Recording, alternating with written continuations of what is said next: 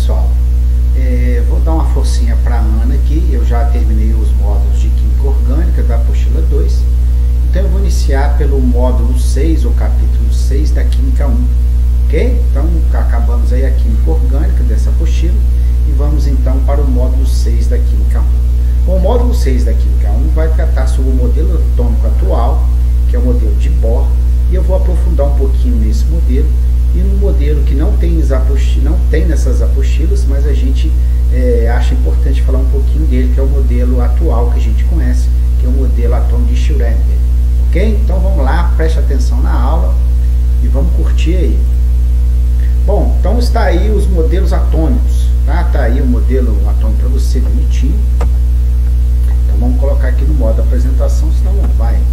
Então aí a evolução do modelo atômico, ok? Então você estudou com a Ana até Rutherford.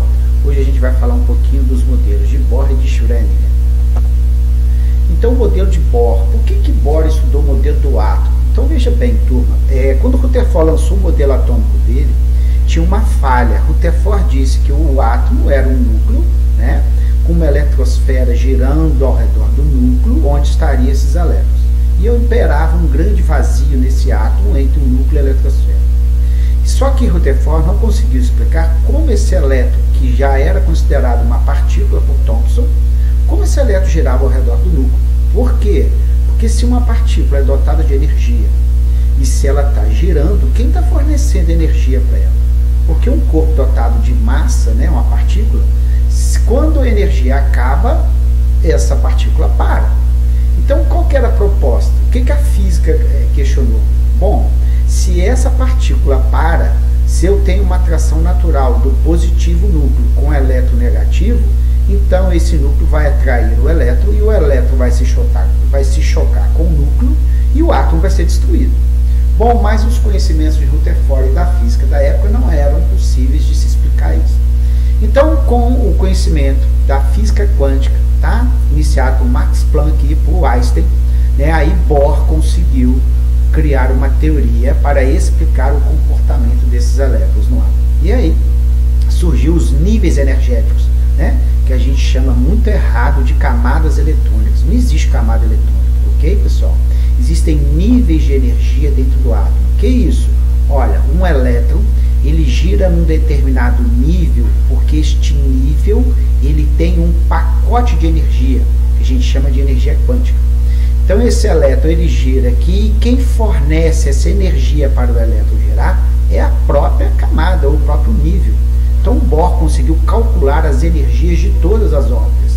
E hoje é possível, se aparecerem átomos com mais camadas, né, com mais níveis, é possível a gente calcular em que nível de energia que esse elétron vai estar girando.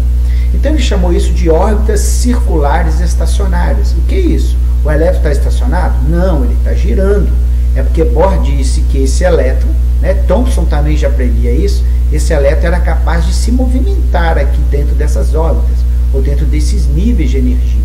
Ok? Então é isso que nós vamos estudar. Já vou apresentar para você, né, um dos erros de Bohr foi dizer que as órbitas eram circulares. Não é bem assim, tá? Bohr só estudou o átomo de hidrogênio, e a gente sabe que o átomo de hidrogênio tem somente um nível energético, né, que é a camada K. Então ele viu que aquela órbita é circular. É verdade, o subnível S1, S1, ele é circular, mas a gente conhece outros subníveis, o P, o D e o F, e esses não são circulares, ok? Então, esse foi um dos erros aí de Bohr, tá? Então vamos lá. Bom, qual foi a primeira proposta, a mais conhecida, a mais explorada aí no Enem, caiu nos últimos 3 anos, caiu 2 questões sobre isso. Então você está vendo um desenho aí, onde você tem um elétron numa camada externa, ok? E ele vai passar aqui para uma camada interna. Então veja bem, olha, ele está aqui numa camada próxima ao núcleo. Agora ele vai receber uma energia, pum, e vai para uma camada externa. Isso foi conhecido como salto quântico ou salto de Bohr. Se cada nível tem um quantum de energia, e se esse elétron pode transitar dentro desses níveis dentro do átomo, então basta que o meu elétron absorva ou libere energia para que ele mude de nível, mude de camada. Ok? Então isso foi conhecido como salto quântico. Como? Olha, quanto mais próximo do núcleo, menos energético o elétron vai ser.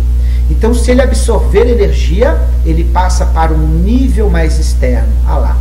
Quando ele volta para a camada de origem, ele emite toda essa energia absorvida na forma de fótons, que a gente chama de luz, num determinado padrão de cor. Então tá aqui, ó, esquematicamente o que Bohr disse para nós.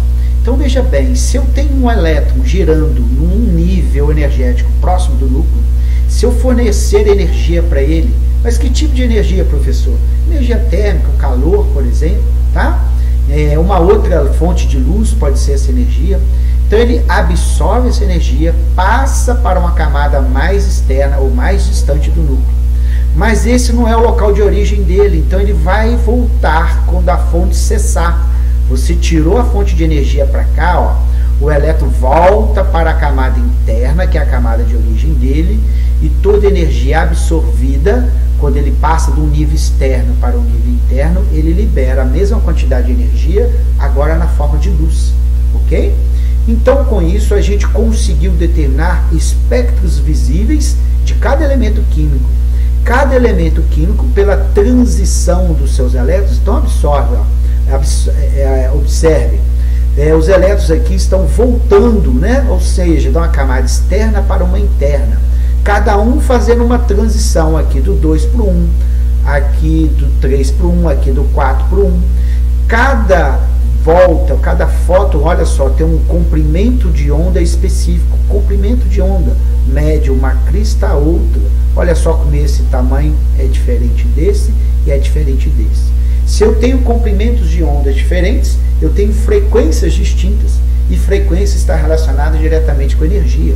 Então, se o átomo emite comprimentos de ondas distintas, quando esse elétron retorna para uma camada mais interna, então ele vai emitir um padrão de cor, que a gente chama de espectro descontínuo. Por que descontínuo? Ah lá, sem luz, vermelho, sem luz, verde meio piscina, sem luz, azul e sem luz. Cada elemento químico é capaz de emitir um espectro no visível para a gente identificar. Então é possível hoje, por exemplo, hoje não, há bastante tempo, você identificar os elementos químicos por seus espectros. Basta você fazer essa excitação, ok? Então vamos lá. Aí, ó, um exemplo para você que justifica, né, um modelo de Bohr, um comportamento. Estudar modelo atômico sem estudar fenômeno do que ele explica não adianta, tá? Então aí, ó, os fogos de artifício, né, é uma combinação de vários elementos químicos, onde você faz uma explosão. Então essa explosão libera energia, o elétron dentro do átomo capta essa energia, absorve, faz um salto quântico, sai do nível interno, vai para o nível externo. Como a fonte de energia termina, o elétron retorna à sua camada de origem. E ao retornar, ele emite um comprimento de onda dentro de um espectro do visível que a gente consegue ver. Por exemplo, o verde, o azul, o amarelo, tá? No primeiro ano, não sei se vocês fizeram, ok? Um teste muito bacana que a gente faz é o teste da chama. Como? É você levar a chama, sais de lítio, de estronço, de sódio, de cobre, de potássio, que são sais branquinhos, você leva a chama e você imita exatamente o fogo de artifício.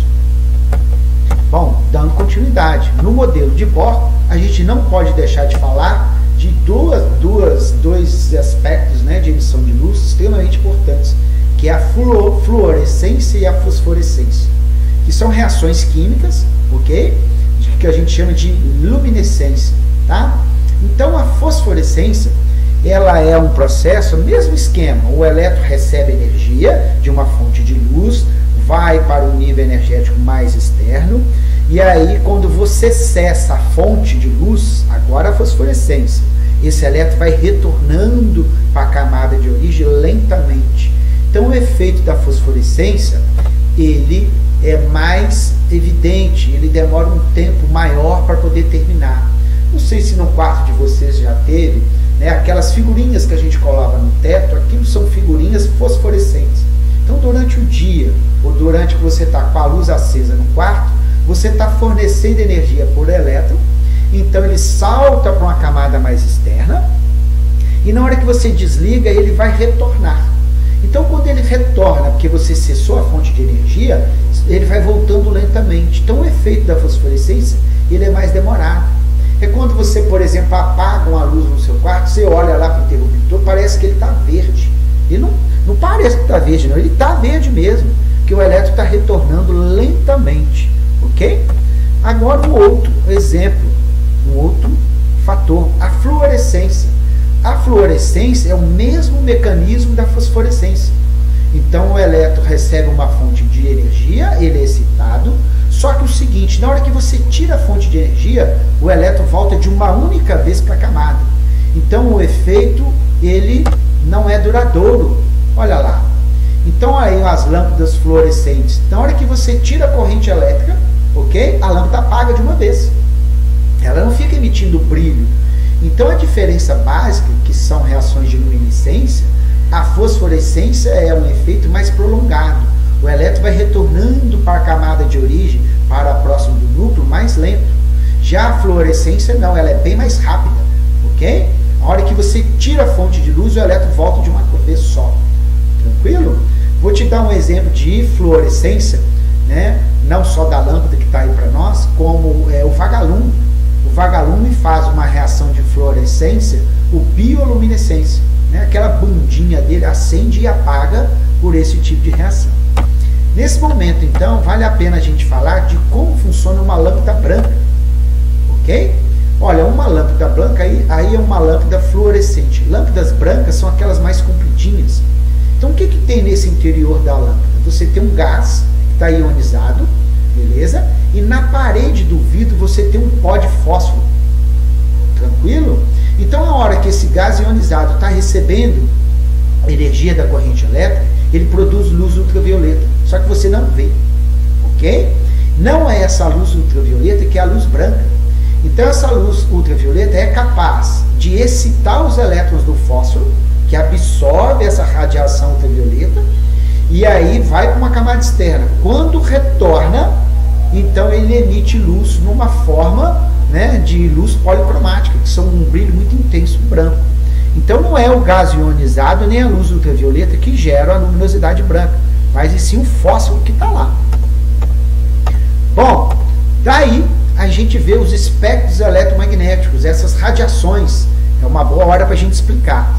Então, olha só, toma cuidado aqui em cima, isso já apareceu no Enem, tá? Você tem comprimentos de ondas. À medida que você está aqui nesse sentido, o comprimento de onda está diminuindo. Então, olha, o comprimento de onda vai de uma crista a outra. Então, olha aqui como o comprimento de onda está bem menor. Comprimento de onda é inversamente proporcional à frequência. Se você diminui o comprimento de onda, você aumenta a frequência. E frequência, pessoal, está totalmente ligado com a energia. Então, frequência e energia são grandezas diretamente proporcionais.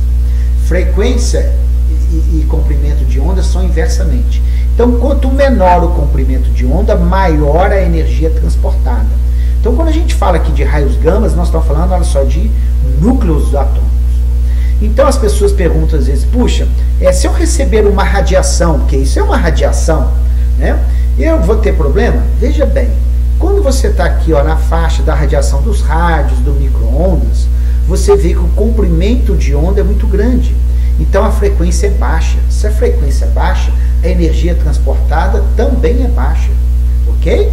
Então, à medida que esse comprimento vai passando, vai aumentando, vai diminuindo, você vai tendo um aumento da energia transportada. Então você chega aqui, ó, a nível molecular e a níveis atômicos, a explosões atômicas. Observe aqui as temperaturas que consegue atingir. Dentro dessa frequência tem espectros visíveis.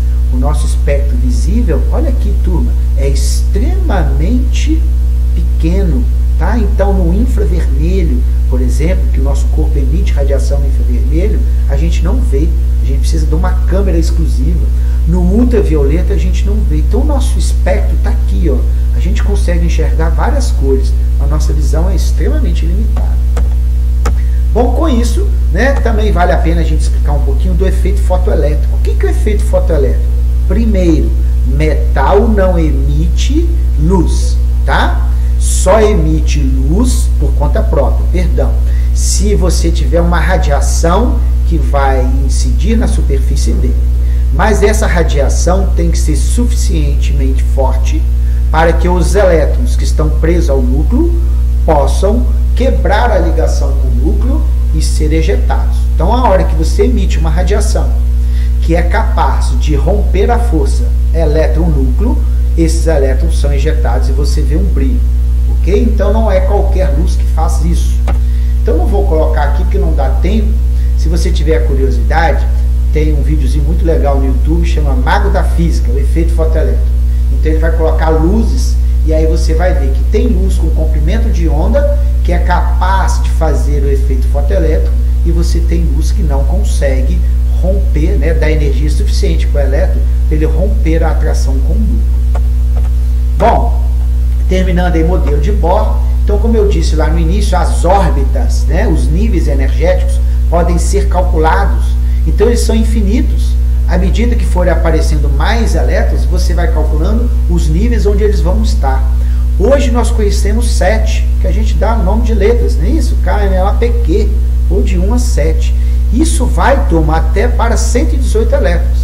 Como a gente já tem aí, sabendo que temos átomos com 120 sendo produzidos artificialmente, então um novo nível vai aparecer aqui na distribuição eletrônica. Não sei quando isso chega ao nível, né, do ensino médio, mas que já tem. Bom, uma outra coisa que raramente aparece nas apostilas é esse espectro do hidrogênio, onde você tem linhas de espectro que fica fácil de você entender, tá? O efeito do salto quântico. Veja bem, aqui onde está o meu cursor, vamos imaginar que seja o núcleo.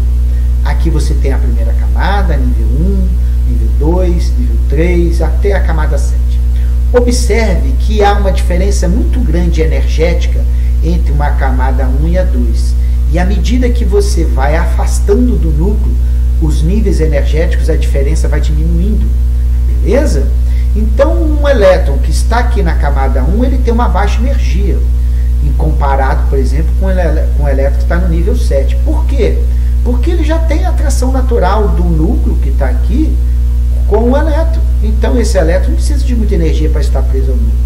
Já o elétron que está no nível 7, essa camada tem que ter uma energia muito alta para continuar prendendo esse elétron ao núcleo, senão esse elétron facilmente é retirado.